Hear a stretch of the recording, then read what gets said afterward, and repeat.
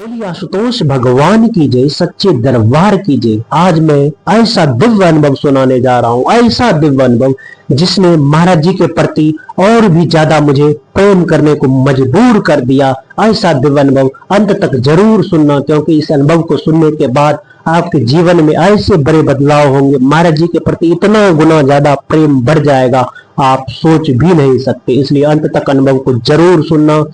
एक भाई को सन 1996 में गुरुदेव श्री आशुतोष महाराज जी की कृपा से ब्रह्म ज्ञान की दीक्षा प्राप्त हुई। इस ज्ञान को पाकर वह गुरु भाई हर जीवन की युद्ध लड़ रहा था। वह बुरे विचार व विकार से लड़ रहा था, साधना के पथ पर आगे बढ़ रहा था। इसी प्रकार समय बड़े आनंद से बीत रहा था। लेकिन सन 2000 में मार्च में उसके जीवन में एक नया मोड़ आया। उसके सिर में असहनीय दर्द, असहनीय पीड़ा होने लगी। उसकी आंखें लाल रहने लगी। धीरे धीरे यह दर्द आंखों में भी उतर आया। उसने बहुत से डॉक्टरों को दिखाया और दवाइयां भी ली, परंतु सब बेकार। दर्द वैसा का वैसा ही रहा। 11 मार्च 2002, अब तक इस तकलीफ को 2 वर्ष बीत चुके थे। छोटे मोटे डॉक्टर, वैद्य, हकीमों से इलाज चल रहा था, लेकिन सिर का दर्द और आंखों की लाली ज्यों की त्यों बनी हुई थी। इसलिए हार कर वह एक अस्पताल में आंखों के स्पेशलिस्ट के पास गया। उस डॉक्टर ने आधुनिक तकनीक की मशीनों द्वारा उसकी आंखों की टेस्ट की। रिपोर्ट से यह पता चला कि उसकी आंखों में बहुत ज्यादा प्रेशर है। डॉक्टर से पूछताछ की तो डॉक्टर ने बताया कि यह प्रेशर आंखों में ग्लूकोमा या ब्लैक मोतिया होने के कारण होता है। उन्होंने कुछ दवाइयां लिख दी और 1 हफ्ते बाद फिर आने को कहा। उस गुरु भाई ने दवाइयां खाई 1 हफ्ते तक या उससे ज्यादा। 21 मार्च 2002 को दोबारा अस्पताल गया।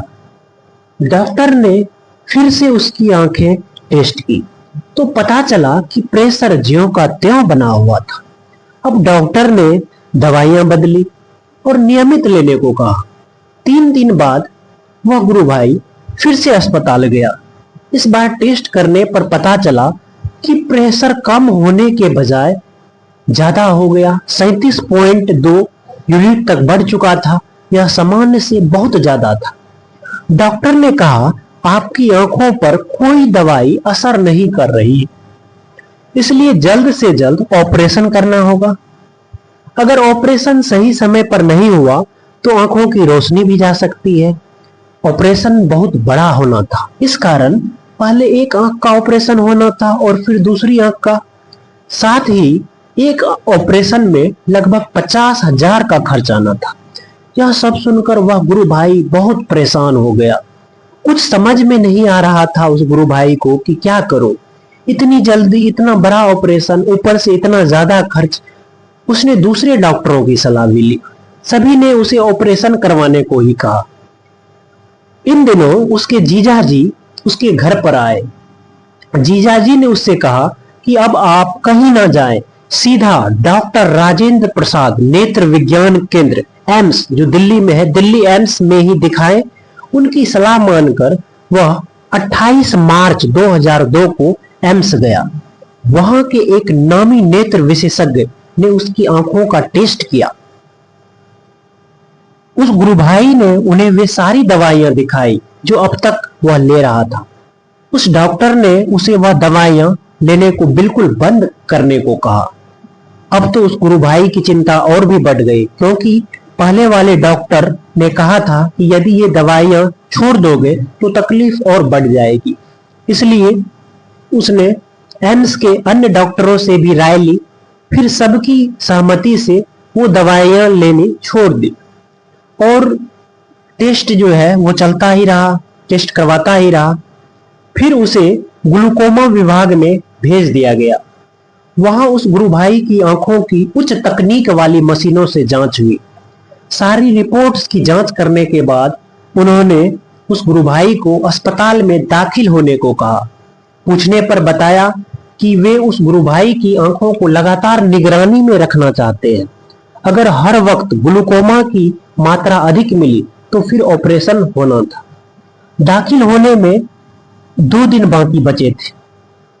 उस गुरु भाई ने रोजाना की तरह रात को 8 बजे ऑफिस से घर वापस आया।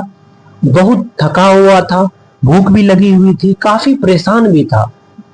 उस गुरु भाई का प्रतिदिन का नियम था कि वह काम से वापस लौटने के बाद साधना करता था। उस दिन भी हाथ पैर धोकर अपने रूम में गया, लेकिन थका होने के कारण उसका साधना करने को मन नहीं था। इसलिए वह गुरु भाई प्रणाम करके, महाराज जी के स्वरूप को प्रणाम करके उठने लगा। बैठा तो था साधना करने के लिए, लेकिन साधना में मन नहीं लगा, प्रणाम करके उठने लगा। लेकिन यह क्या, जैसे ही वह गुरु भाई उठने लगा, उस गुरु भाई से उठा ही नहीं गया।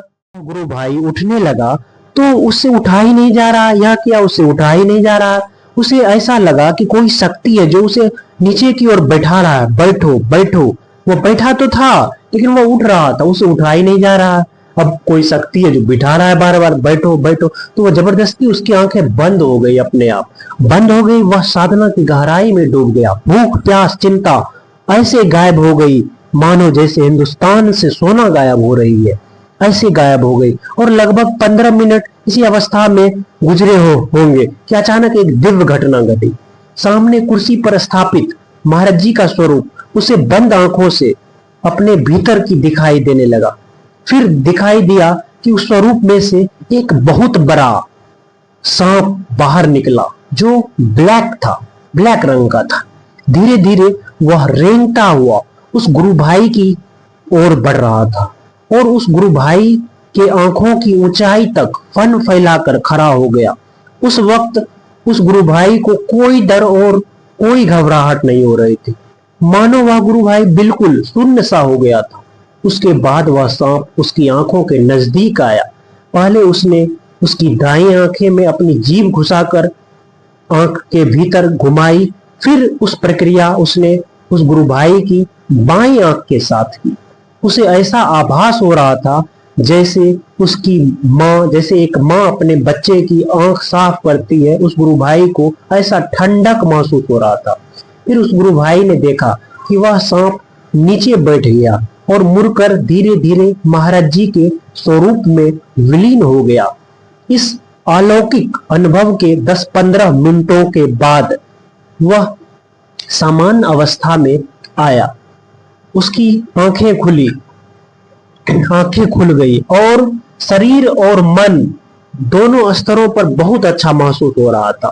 2 सालों से जो सिर में भारीपन था और जो आंखों में दर्द थी, वह अब बिल्कुल खत्म हो चुकी थी। अब तक भोजन का समय हो गया था, इसलिए वह गुरु भाई खाना खाया और बिस्तर पर लेट गया। पूरी रात मन में यही मंथन चलता रहा उस गुरु भाई का कि आखिर क्या हुआ, आखिर महाराज जी क्या समझाना चाह रहे हैं। आंखों में सांप ने जीभ घुमाई, इसका क्या मतलब हुआ, महाराज जी क्या बताना चाह रहे हैं।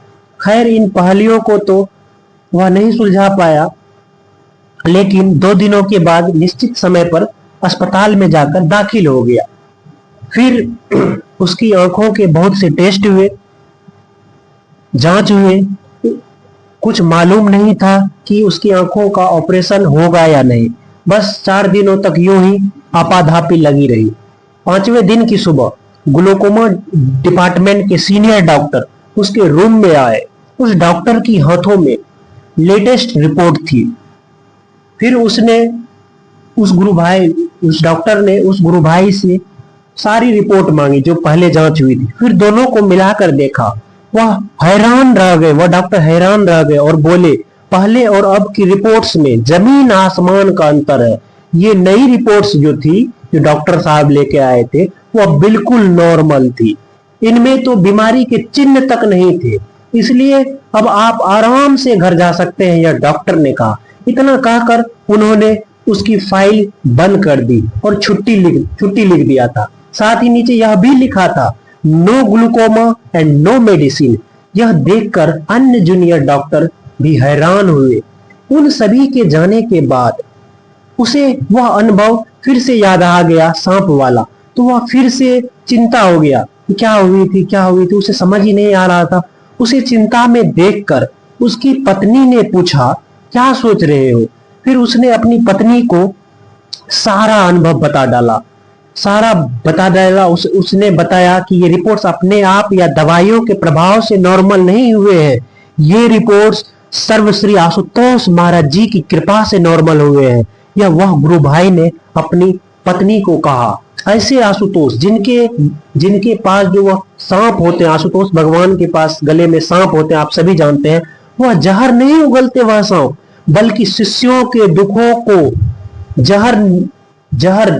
का जहर निगल लेते हैं। ऐसे परम कल्याणकारी गुरुदेव को मेरा कोटि कोटि वंदन है, कोटि कोटि नमन है।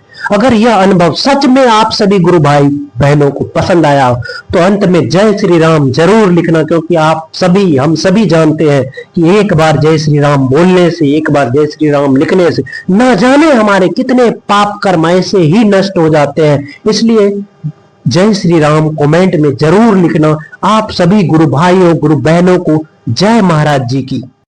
मैंने ही सम्मान दिया है तेरी कलुषित कर्म गठरिया, मैं प्रेम प्रहार से हूँ फोड़ता। रख विश्वास न हो उदास, मैं कभी दोस्ती नहीं तोड़ता।